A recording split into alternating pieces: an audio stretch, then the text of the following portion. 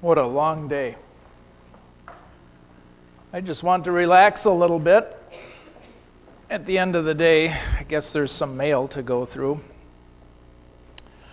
Looks like a Visa bill. Looks like a car payment. Looks like a mortgage. Oh, it's that time of year. Looks like the tax bill. Macy's. How do we get a Macy's bill in there? Verizon. Death taxes and Verizon. Hospital bill. Ugh. That is not the way I want to end my night. Just read the paper for a bit instead. New taxes, higher fees. Rate hike for electricity. Russia, now brandishing weapons off Australia's coast. Student dies after being at a frat party. Imagine those parents, huh? Would you like to get that call? Ugh, I already want to read that. Yeah, I'll just read my Bible instead.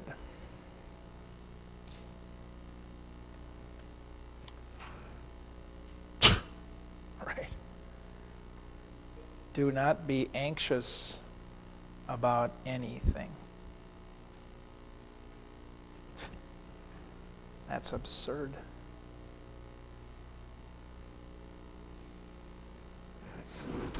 I heard a comedian last week quote those verses and then say exactly that. That's absurd.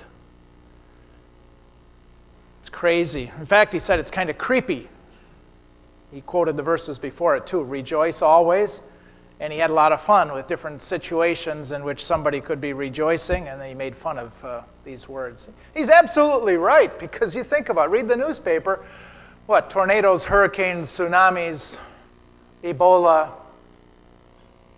accidents.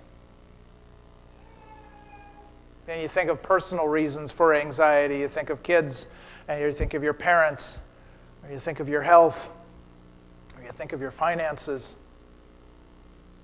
And it would really be possible to find very few reasons to give thanks. And it does make Paul's words sound absolutely absurd.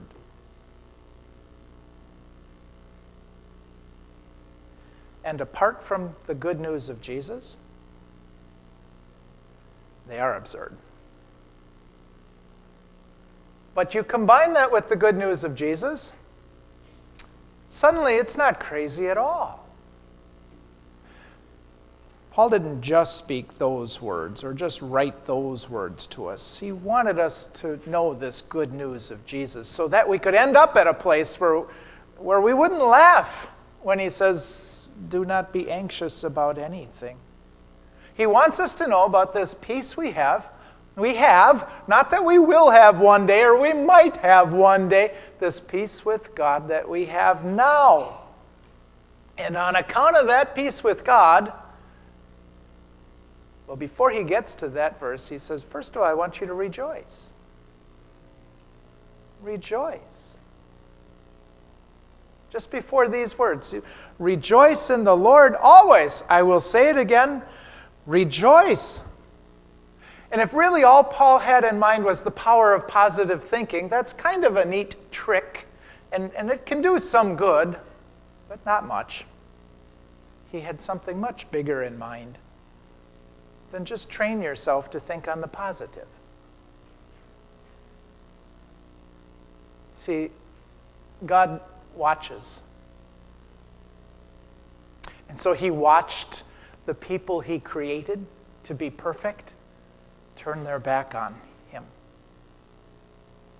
And he watched the people to whom he made promise after promise after promise, and come back Sunday, we'll rehearse them. I'm sending you the help you need. But they didn't care, and they killed the ones who spoke the promise.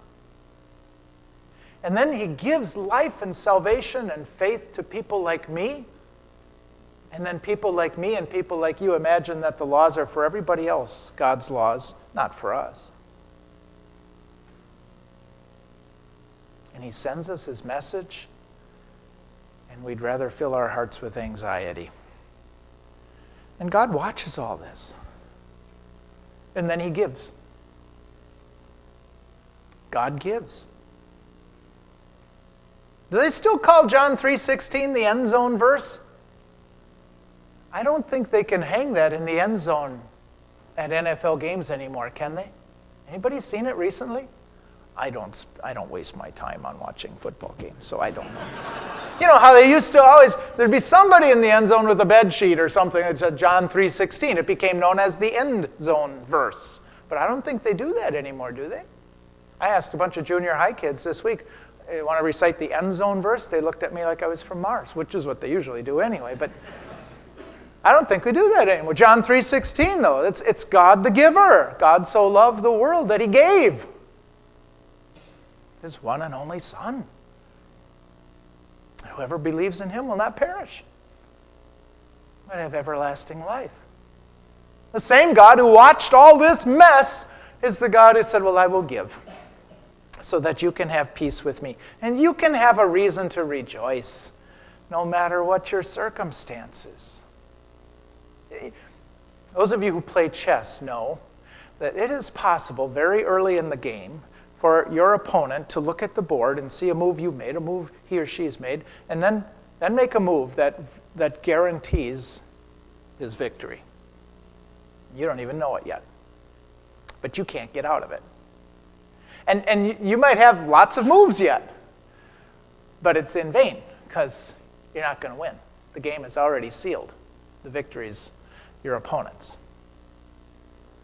And what God has done in coming to earth in Bethlehem is like that. He's already sealed the victory. It's his. You and I will make many moves. Some of them will be pretty good. Some of our moves will be unbelievably bad. But the victory is already his.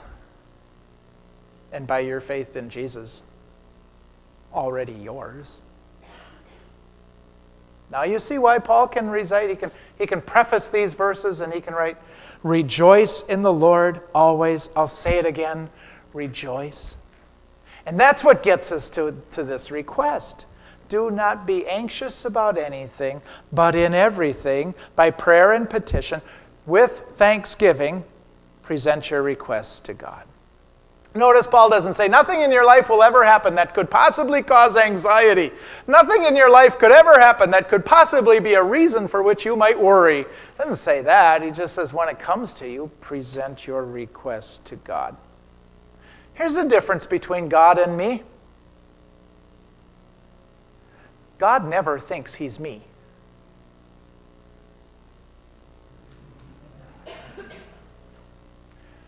But most of our anxiety comes from us thinking we're God. So Paul writes, present your requests to God with thanksgiving. Everyone around now, you watch the news or talk shows, everyone's thankful, right? You have to be thankful. Everyone's thankful. We're so much more than thankful for something. Everyone speaks of being thankful for this, thankful that that's an attitude, that's a feeling, and it ain't bad.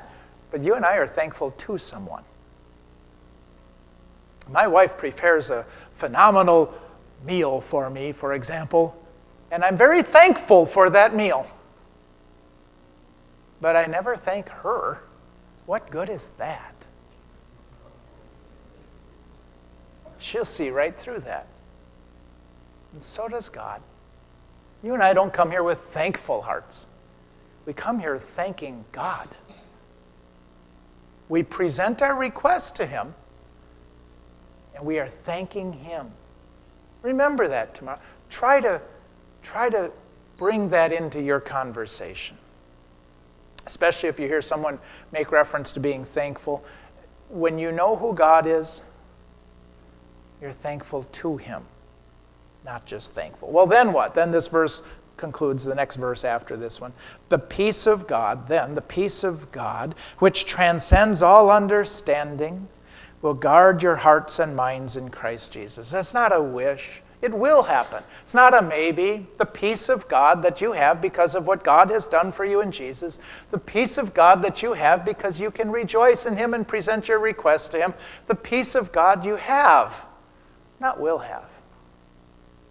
Longfellow got it wrong in the carol we're all going to start hearing, or have heard already, and will hear for the next 4 weeks. Then in despair I bowed my head. There is no peace on earth, I said, for hate is strong and mocks the song of peace on earth, goodwill to men. That's nonsense. The angels didn't get it wrong. They got it absolutely right. There is peace with God. And you have it. You have every reason to rejoice. And thank the one who gave it to you. The man who wrote this next song we're going to sing did not have a cushy life. Google his name. Read his history when you get home. Not in church, but when you get home. Read his story. And yet he could give thanks. And so do we.